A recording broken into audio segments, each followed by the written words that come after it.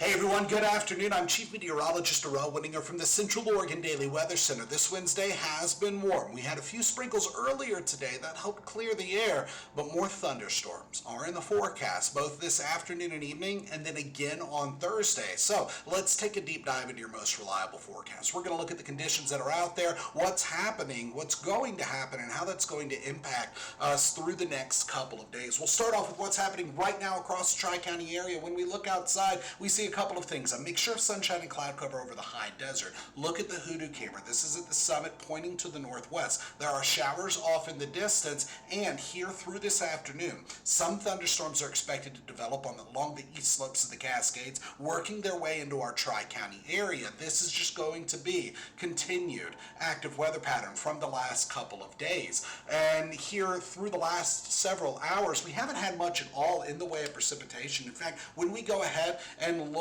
at the last 12 hours of rainfall and lightning, there were some showers that rolled through, a few lightning strikes, but a lot of that is actually holdover from overnight where we had some thunderstorm activity. This is a rain and lightning for the last 24 hours. So again, a lot of that is from yesterday going into last night. Today, we haven't had too much in the way of that at all. In fact, when we go ahead and drop in just the last 12 hours, it shows that we had some showers, no lightning at all. Now, let's go ahead and look at satellite and radar, set that into motion. It does show that here through the last couple of hours, some clouds have started to develop, but we're still dry.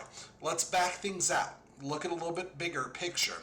And this morning showers are now over Portland, Vancouver, going up into Washington and the west slopes of the Washington Cascades. For our Tri-County area, we're dry, but look at south central Oregon. Thunderstorm development already shaping up. Some of that is going to roll into the high desert this evening, and we'll be tracking anything that does push through the Tri-County area. But at the moment, some of those thunderstorms that are over the Cascades of southern Oregon are producing some lightning. Now, there is a red flag warning that'll be in effect until 11 a.m. Thursday, so through tonight and into tomorrow because of this risk of thunderstorm activity, and I would not be surprised if another red flag warning was issued tomorrow because more thunderstorms are indeed in our forecast. When we look at the statewide radar, well, one thing that we're noticing is we have that scattered shower and thunderstorm activity over south central Oregon, but there's a low right over the Oregon, Idaho, and Nevada corners, right there where everything meets. And this low is pushing to the north. This is going to be what triggers our thunderstorm activity both this afternoon and evening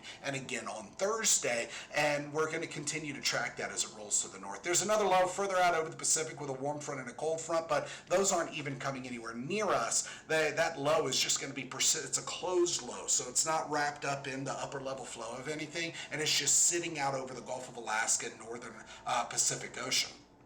But what we do have is a trough, a plume of moisture coming from the Pacific Ocean right into the Pacific Northwest. And this is kind of somewhat a monsoonal plume of moisture, so there's a lot of moisture associated with it, but this is going to wrap up as that low pushes north and then out of our region. So let's look at a high resolution forecast model. This is showing us that here through the next couple of hours we are expecting some thunderstorm activity, but I'm going to do you one better. I'm going to open this up and I am going to set it to start right now, so you'll see it jump real quick. At the moment we don't have anything on the map, and the next hour or so, a few showers start to develop in parts of the Tri-County area, and as those roll through to the north, we start to see some thunderstorm development. So let's back that up, start it again, and it looks like some of those thunderstorms are going to be starting here during the next couple of hours. Then fast forward a little bit more, some of them linger over parts of the high desert into the 7 o'clock hour.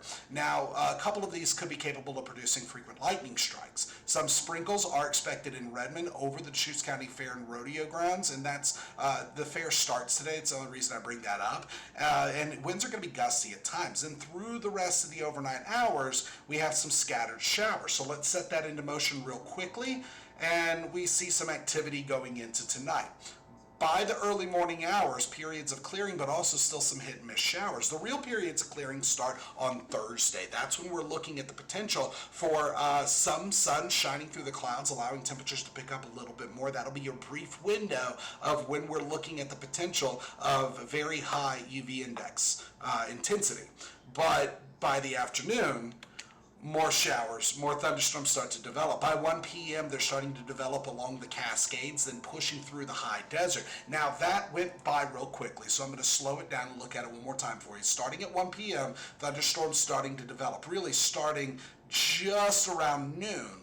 Thunderstorms start to develop. They begin to roll down slope and into the high desert during the early afternoon hours, pushing southwest to north and northeast. And so it's going to be propagating to the east, but those individual cells are moving to the north, and really all the way through the day, scattered showers and thunderstorms that could become widespread. Then by Thursday night, we keep a hold of some of that lingering shower activity. By Friday, more sunshine than clouds, but some afternoon thunderstorms are going to be possible. And so this is the reason for that red flag warning, because we still have thunderstorms expected in the next 24 to 36 hours. Now, when it comes to our relative humidity, we're in the teens and 20s. It is very dry out there, but aloft, overhead, is where some of that moisture is coming in from that plume that's coming right out of the Pacific Ocean into the Pacific Northwest. Now, in the last 24 hours, we've had 80s, we've had 90s, and we've had 100 degrees in Warm Springs. Right now, it's mostly 80s and 90s with 79 degrees in Sisters. Now, it's still warm, still near average for this time of the year. And the warmer it gets before thunderstorm activity starts, the more likely we are to see some thunderstorms that are capable of producing frequent lightning, maybe some small hail, and gusty outflows. That's wind that is because of the downdraft. It pushes further out from the cell, the thunderstorm cell. So temperatures are close to where they were yesterday. Not too much of a change up there.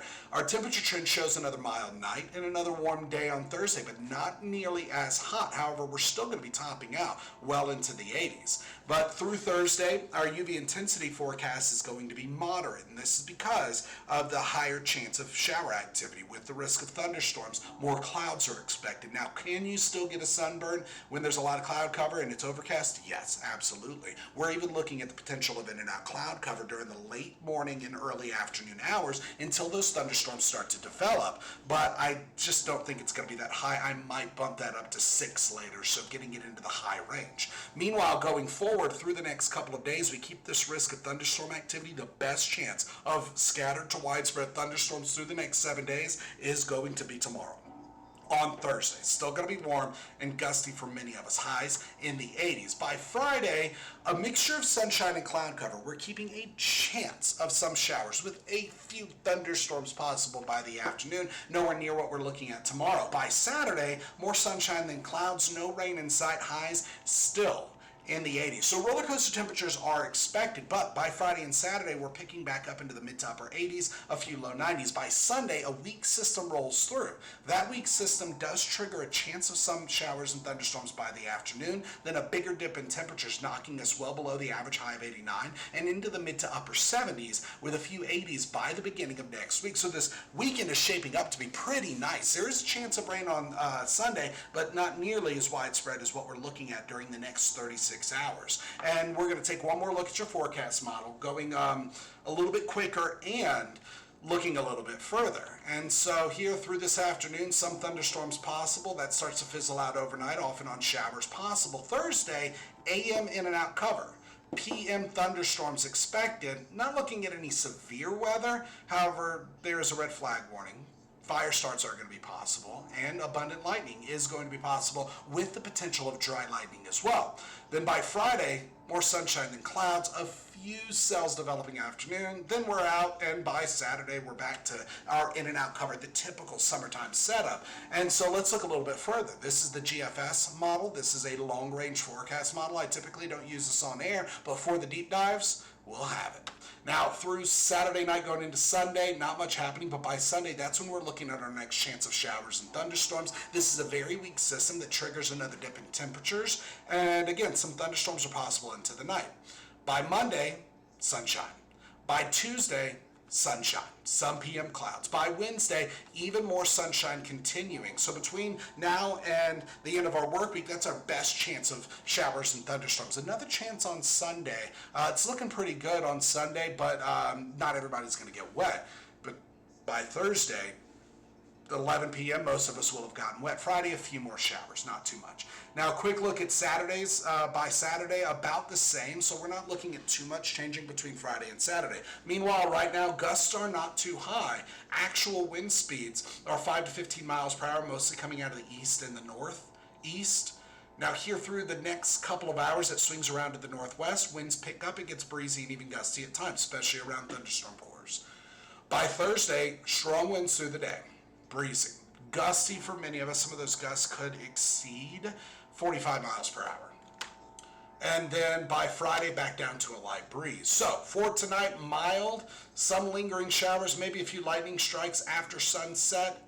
And then by Thursday, more scattered to widespread thunderstorms, 80s with a few 70s and 90s expected. Here is your 7-day planner, and it shows that we do have roller coaster temperatures. We have our best chance of widespread thunderstorms Thursday. Some this afternoon are even expected into the evening. By Friday, maybe some showers, potentially a thunderstorm or two. Nothing like we're looking at tomorrow. By Sunday, some scattered rain and thunderstorms are expected. That's that next week's system that triggers another dip in temperatures. But by Tuesday and Wednesday, we start to rebound. This time next week, we're near average for this time of the year. So an active weather pattern is expected, and our PM storm threat continues through tomorrow. And then a red flag warning is expected to stay on the map until 11 a.m. Thursday. I would not be surprised if they extended that through Thursday afternoon and evening as well because of that next chance of thunderstorm activity.